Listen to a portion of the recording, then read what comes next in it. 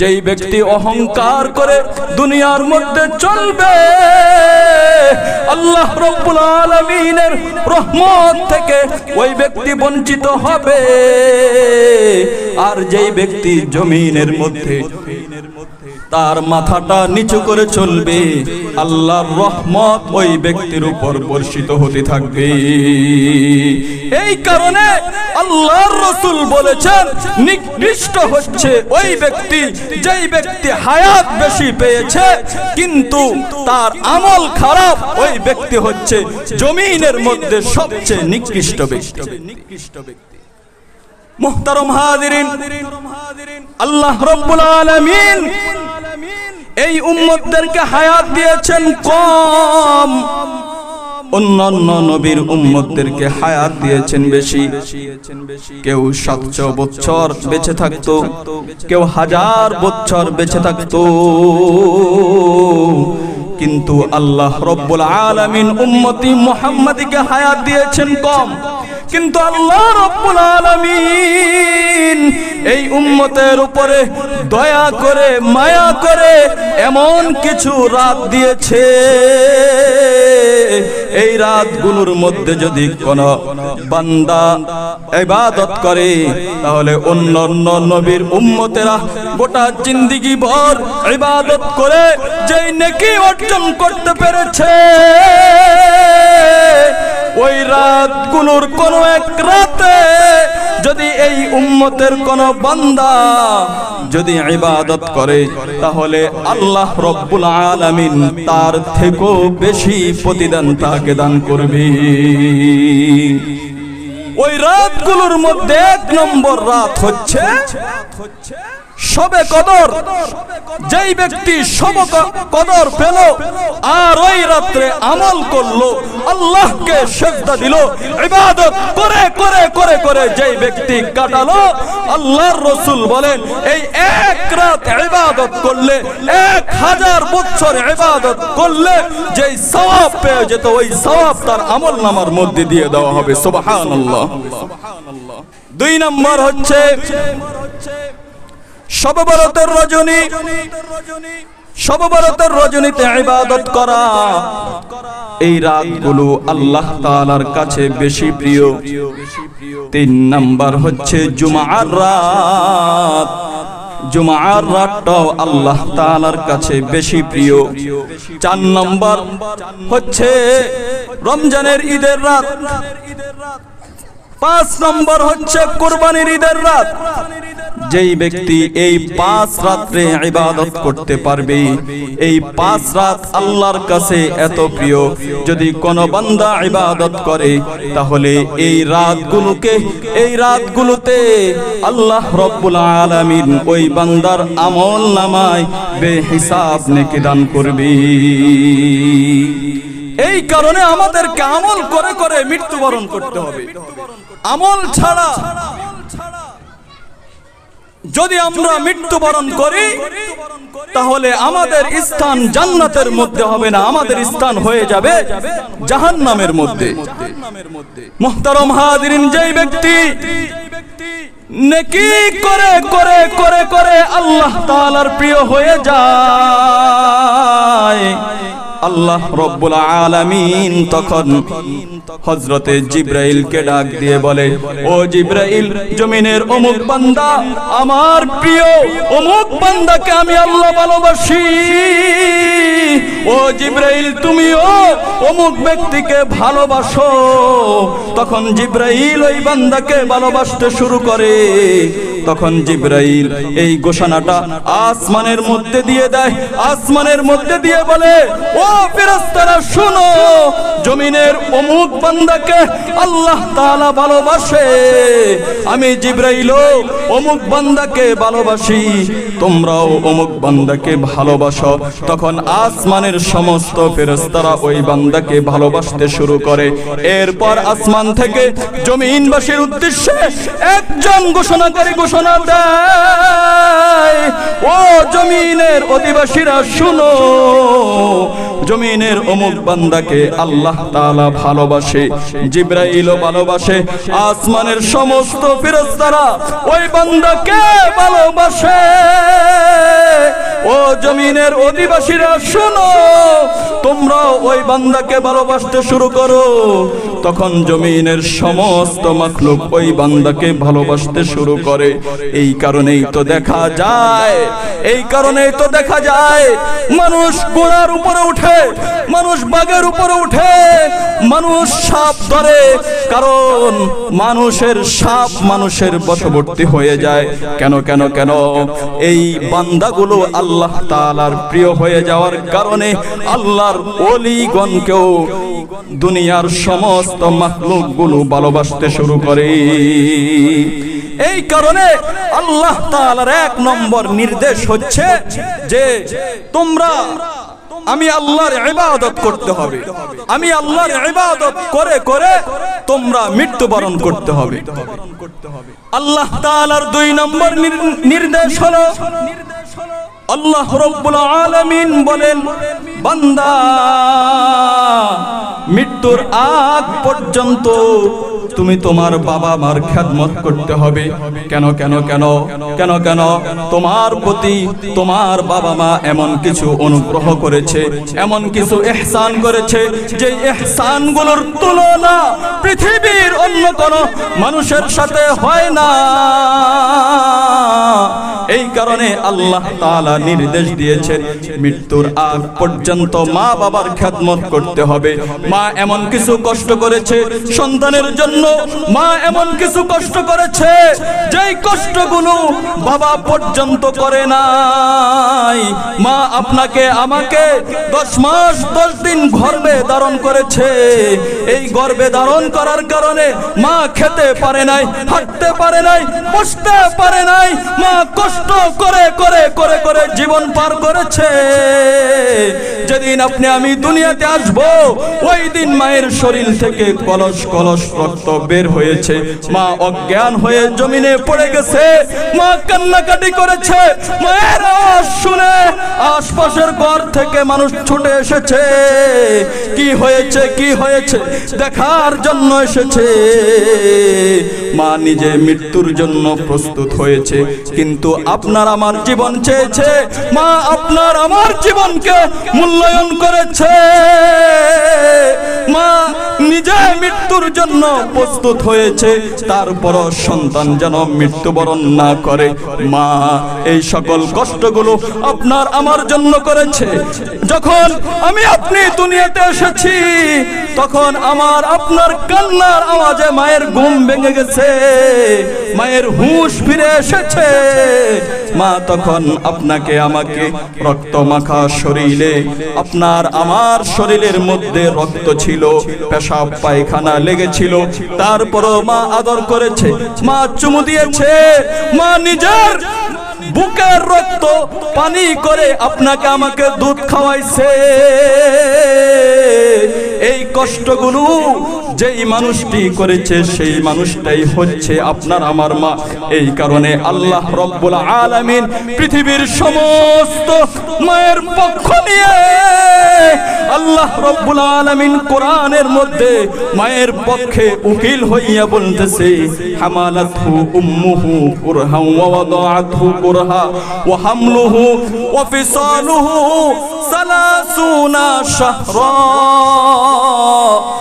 আল্লাহ রব্বুল আলামিন পৃথিবীর সমস্ত মায়ের পক্ষ থেকে পৃথিবীর সমস্ত সন্তানদেরকে ডাক দিয়ে বলে, ও সন্তানেরা, তোমার মা তোমাকে কষ্ট করে করে তোমাকে লালন পালন করেছে। তোমার মা তোমাকে কষ্ট করে করে দুধ খাওয়াইছে।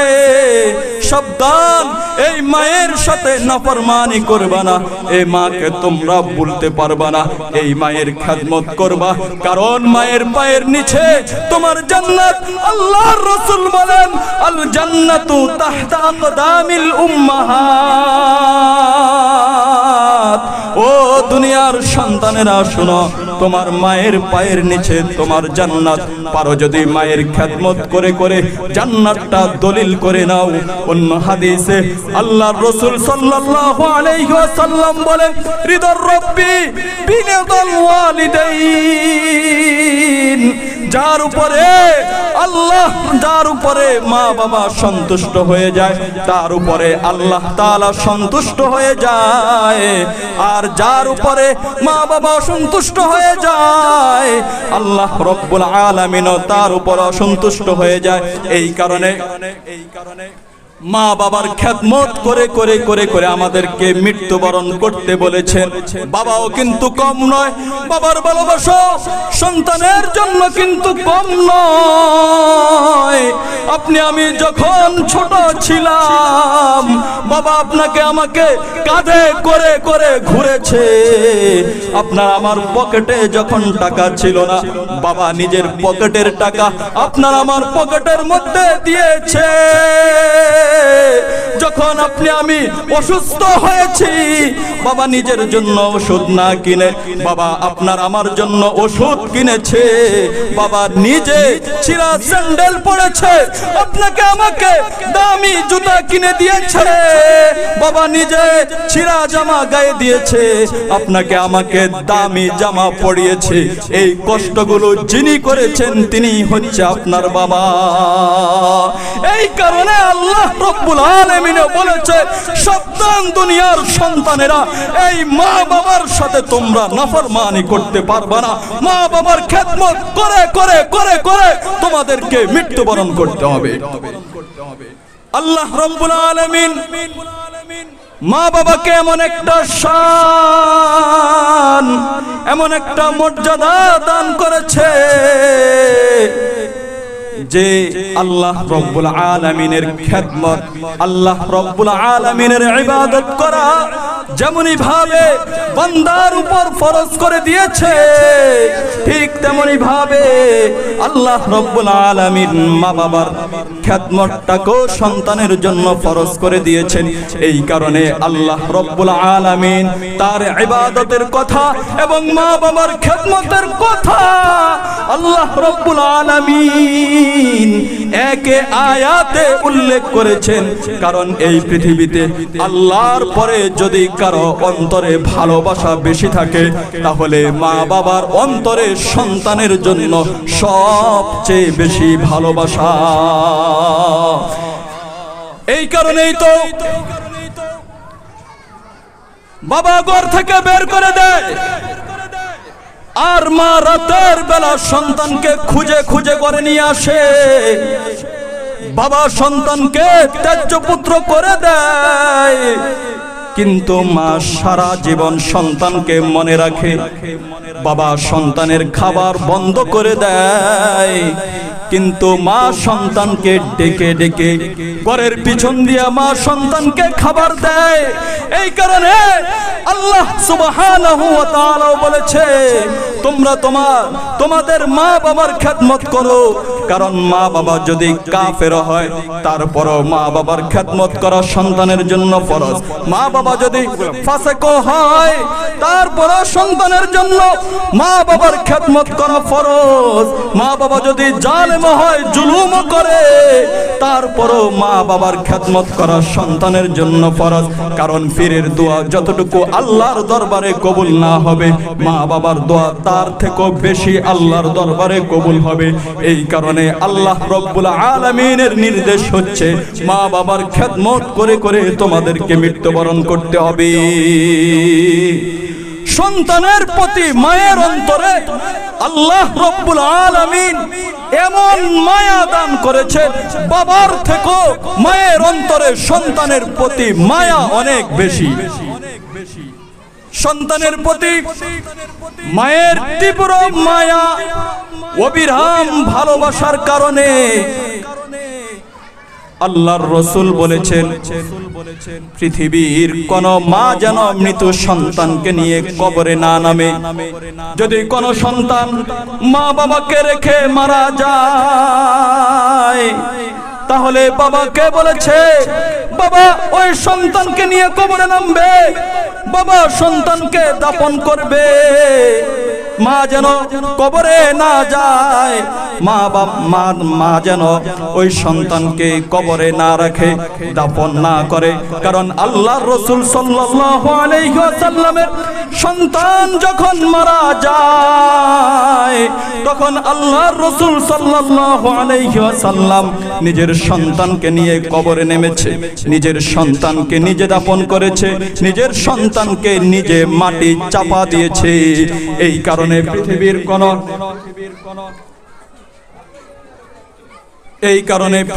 কোন মা যেন কবরে না নামে।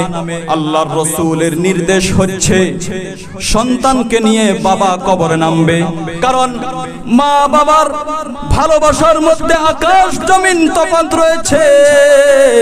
বাবা তো সন্তানকে দাফন করার পর, কবরে রাখার পর বাবা তো কবরের দুই পাশে হাত দিয়ে কবরের উপরে উঠে যায়, কিন্তু পৃথিবীর কোন মায়ের এমন কোন সাধ্য নাই যে সন্তানকে কবরে রাখবে। সন্তানকে দাফন করার পর ওই মা কবরের উপরে উঠবে এমন কোন ক্ষমতা পৃথিবীর কোন মায়ের নাই। এই কারণে আল্লাহর রাসূল বলেছেন বাবাকে কবরে নামতে, বাবাকে দাফন করতে, বাবা যেন সন্তানকে নিয়ে কবরে নামে। এই কারণে আল্লাহ সুবহানাহু ওয়া তাআলা বলেছেন, সন্তান তুমি তোমার বাবা মার খেদমত করে করে তোমাকে মৃত্যুবরণ করতে হবে। মায়ের খেদমতের অনেক দাম। আল্লাহ রাব্বুল আলামিন মায়ের খেদমতকে সন্তানের জন্য কেমন ফরজ করেছে যে রাসূলের জিয়ারত থেকে, রাসূলের দিদার থেকে মায়ের খেদমতের দাম আল্লাহ তাআলার কাছে অনেক বেশি। এই কারণেই তো রাসূল করেনি, নবীর যুগে কালিমা পড়ে মুসলমান হয়েছে, কিন্তু নবীর সাথে সাক্ষাৎ করতে পারে নাই। নবী তাকে সাক্ষাৎ করার অনুমতি দেয় নাই, সাক্ষাৎ করতে পারে নাই, যার কারণে সাহাবীও হতে পারে নাই। আল্লাহর রাসূল জেনেছে ওয়াইস কালিমা পড়ে মুসলমান হয়েছে। আল্লাহর রাসূল ওয়াইসুল করনীকে চিঠি পাঠায়, ওয়াইস মায়ের খেদমত কর, মাকে খাওয়া, মাকে গোসল করা, মায়ের খেদমত কর, মার কাছ থেকে দোয়া নে। ওয়াইস এই সংবাদ পাওয়ার পর ওয়াইস আবার পুনরায় আল্লাহর রাসূলের কাছে চিঠি পাঠায়, ওগো রাসূল আমার তো আপনার সাথে যুদ্ধ যেতে মন চায়। আল্লাহর রাসূল আবার ওয়াইসকে সংবাদ পাঠায়, ওয়াইস তোমার যুদ্ধ যেতে হবে না, তুমি তোমার মায়ের খেদমত করো। তুমি যদি তোমার মায়ের খেদমত করো তাহলে যুদ্ধ গেলে যেই সওয়াব, ওই সওয়াবটুকু তোমার আমলনামার মধ্যে দিয়ে দেওয়া হবে। ওয়াইসুল করনী খবর পায় আল্লাহর রাসূলের উহুদের ময়দানে আল্লাহর রাসূলের দান্দান শহীদ হয়ে যায়। এই সংবাদ পাওয়ার পর ওয়াইস তার নিজের সমস্ত দাঁতগুলো একটা একটা করে ভেঙে ফেলে। ওয়াইসের অন্তরে নবীর প্রেম এত তীব্র, তারপরও আল্লাহর রাসূল ওয়াইসকে সাক্ষাতের অনুমতি দেয় নাই, ওয়াইসকে মায়ের খেদমত করতে বলেছে। ওয়াইসুল করনীয় মায়ের খেদমত করে ঠকে না। আল্লাহর রাসূলের যখন ইন্তেকালের সময় ঘনিয়ে আসে, আল্লাহর রাসূল ওমরকে ডাক দিয়ে বলে, ওমর আমার একজন আশিক আছে, আমার একজন পাগল আছে, মায়ের খেদমত করার কারণে আমার এই আশিক, আমার এই পাগল আমার সাথে দেখা করতে পারে নাই। ও ওমর আমিও মৃত্যুর সময় আমার ওই পাগলটাকে আমি ভুলতে পারলাম না। ও ওমর শোনো, এই যে আমার জুব্বাটা, আমার জুব্বাটা তুমি তোমার হাতের মধ্যে নাও। ও ওমর ওয়াইসুল করনী মায়ের মৃত্যুর পরে আমার কবর জিয়ারতের জন্য আসবে, তুমি যখন ওয়াইসুল করনী আসবে আমার এই জুব্বাটা তুমি তাকে হাদিয়া দিবা, হাদিয়া দিবা, আর তুমি বলবা যে ওয়াইসুল করনি যেন আমার সমস্ত উম্মতের জন্য দোয়া করে এবং তুমি তোমার নিজের জন্য দোয়া নিবা, কারণ ওয়াইসুল করনি মায়ের খেদমত করে করে করে করে ওয়াইসুল করনির জবান এত দামি হয়েছে, ওয়াইসুল করনির মুখ থেকে যেই কথাই বের হয় আল্লাহ রব্বুল আলামিন সাথে সাথে ওই দোয়াটা কবুল করে নেয়। আল্লাহু আকবার। এই কারণে আল্লাহর রাসূল বলেছেন মা বাবার খেদমত করতে হবে। আল্লাহ তাআলারও নির্দেশ হচ্ছে যে তোমরা তোমাদের মা বাবার খেদমত করে করে মৃত্যুবরণ করতে হবে। আল্লাহ রব্বুল আলামিন আমাদেরকে এই কথাগুলোর উপর আমল করার তৌফিক দান করেন। সকলে বলুন আমিন। ওয়া আখির দাওয়ানা আলহামদুলিল্লাহ।